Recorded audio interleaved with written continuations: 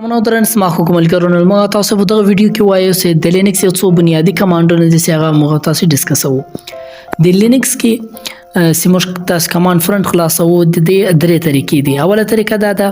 چې د ماوس رائټ کلیک سیموږ کو اخیرنی اپشن د اوپن ټرمینل کې چې موږ دا کلیک کوم کمانډ فرنٹ خلاصيږي په وینډو کې سیو د کله سی ام ډي یو کمانډ فرنٹ موږ خلاصو یو دلته سي دلته ټرمینل ولته ویل کیږي. دویمه طریقه دا ده چې اپلیکیشن سیمو کلیک کوي دلته یو اپشن ده دا د تاسو وینئ چې ټرمینل لیکلای ده کچېره موږ په دې ټرمینل باندې کلیک کوم ټرمینل خلاصيږي. او دریمه طریقه دا ده چې په ډیسکټاپ باندې دا رقم یو آیکن ستا په دې سیمو کلیک کو کمانډ فرنٹ ټرمینل به مستخلاصي. نو د لینکس اولنۍ کمانډ بنیادی کمانډ هغه دا ده چې اول واره موږ ګورو چې موږ کوم اپریټینګ سیستم استعمالوو. نو د دې لپاره به موږ دلته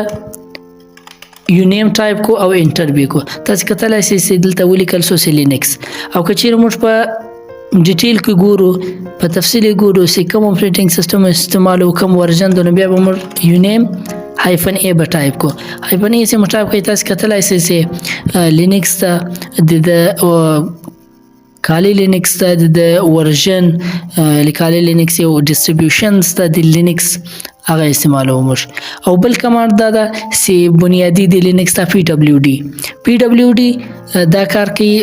یو مخفف ده مثلا پریزنت ورکینګ ډایرکټري یو موجوده کارکونکي فولډر که زه چیرې دلته ډایرکټري یاد کوم هغه تاسو د فولډر مطلب ځنه خي ولیکه موږ په وینډو کې یو فولډر تاسو موږ نوم ورکوي یو فولډر و هغه فولډر دلته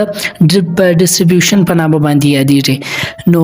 د پی دبلیو ډي څه ده یعنی پریزنت ورکینګ ډایرکټري د دې دا مطلب ده. نو راځو دلته زه پی دبلیو ډي ټایپ کوم او انټر وم دلته معلوم سي زه په روټ کې یم یعنی کې دلته کچېره موږ داسې ډیرو فولډرانو ته ولاړ سو مختلفو ځایو ته ولاړ سو یو وخت داسې راځي چې مرتدانه معلومې نشي موږ په کوم فولډر کې او په کوم ځای کې نو موږ په پی دبلیو ډي ټایپ وو مرتزر تر زره خپل ځای راشي چې مثلا ته په دې ځای کې نو راځو دلته زه یو بل فولډر ته ځم چې راته واضح سي دا کمانډ سي دا کمانډ څه کار کوي.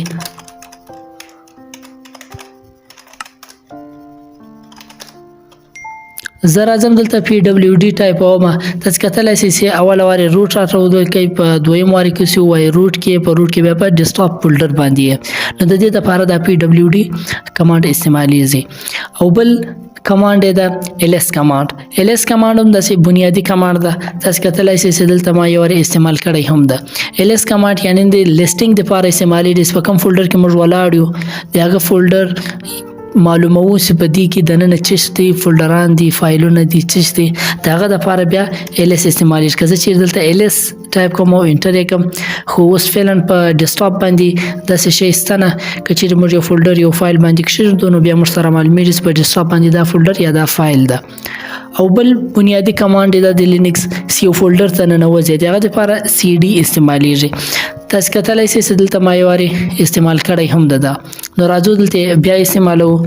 زه یو شاته راځم مثلا دلته زرالم شاته بیرته روټ فولډر ته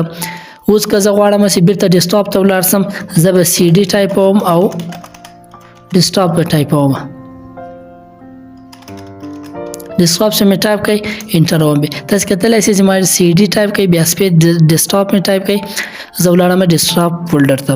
او بل بنیادی کمانډ د بیرته له ډیسکټاپ یعنی کله هر فولډر ته راوځي ته به سی ډي ټایپ کوي او ډاټ ورکې یعنی سی ډي سپیس ډاټ دا چې زه انټر کوم تاسو کتلای شئ چې زه له ډیسکټاپ فولډر راووتم کوم موږ دلته چیرې وګورو ls ټایپ کوم وګورم تاسو کتلای شئ چې زه له ډیسکټاپ فولډر راوتلی یم.